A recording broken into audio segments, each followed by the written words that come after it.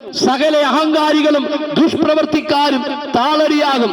ഇന്ന് മനുഷ്യന്റെ ബുദ്ധി കൊണ്ടും കഴിവ് കൊണ്ടും പ്രാപ്തി കൊണ്ടും തന്റെ ഇടം കൊണ്ടുമൊക്കെ മനുഷ്യൻ കലതും കെട്ടിപ്പൊക്കിയിട്ട് അതിനകത്ത് ജീവിക്കുവാൻ കഴിയാതെ ഇഹലോകവാസം വെടിയുമ്പോൾ ഞങ്ങളെ കേൾക്കുന്ന ദേശനിവാസികളെ, ഈ ദേശത്തോട് ഞങ്ങൾക്ക് വിളിച്ചു പറയുവാനുള്ള ഒരു പരമാർത്ഥ സത്യം, യേശുക്രിസ്തുവിൽ വിശ്വസിക്കുക.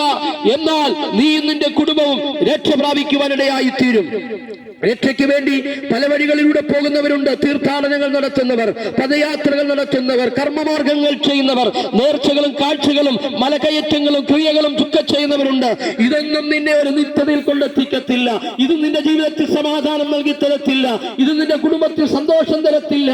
നിന്റെ കുടുംബത്തിന്റെ അകത്തളങ്ങളിൽ വേദനിക്കപ്പെട്ട അവസ്ഥയിൽ, തകർന്ന അവസ്ഥയിൽ, നീറിപ്പുകയുന്ന അവസ്ഥയിൽ, ജീവിതത്തിൽ നിരാശ അനുഭവിച്ചുകൊണ്ട് ഈ പകൽക്കാലം ഈ സന്ദേശം കേൾക്കുന്ന ആരെങ്കിലും ഞങ്ങളെ ശ്രദ്ധിക്കുന്നു, നിങ്ങൾക്ക് വേണ്ടിയാണ് ഈ സന്ദേശം ഈ പകൽക്കാലം ഞങ്ങൾ കൈമാറുന്നത്.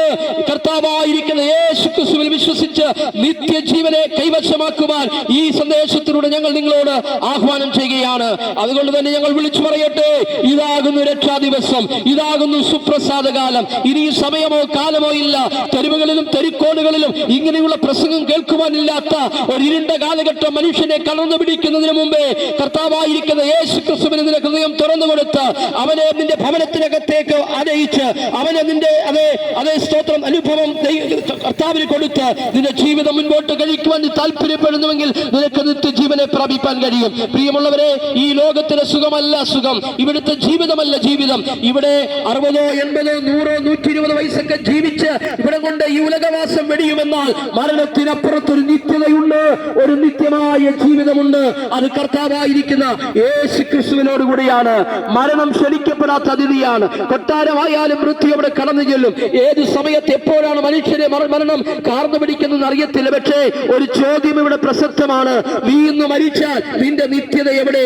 നീ മറ്റുള്ളവരുടെ മുമ്പിൽ നല്ലൊരു വ്യക്തിയാണ്, നിന്റെ കുടുംബത്തിൽ നല്ലൊരു വ്യക്തിയാണ്, സമൂഹത്തിൽ നിന്ന് നല്ലൊരു വ്യക്തിയാണ്, എല്ലാവരും നിന്നെ അറിയപ്പെടുന്ന ഒരാളാണ്. പക്ഷേ സ്നേഹിത, നിന്റെ രഹസ്യ പാപങ്ങൾ, നിന്റെ ജീവിതത്തിന്റെ വിശുദ്ധിയില്ലായ്മ, നീ ദൈവസന്നിധി വിട്ട് ഒളിച്ചോടാൻ നോക്കുന്ന മാർഗങ്ങൾ, അവയെല്ലാം വിട്ടിട്ട് ഈ ദിവസങ്ങളിൽ ദൈവത്തിന്റെ പാദപീഠത്തിലേക്ക് വരുവാൻ ഈ സന്ദേശത്തിലൂടെ ഞങ്ങൾ ഈ ദേശത്തോട് ആഹ്വാനം ചെയ്യുകയാണ്.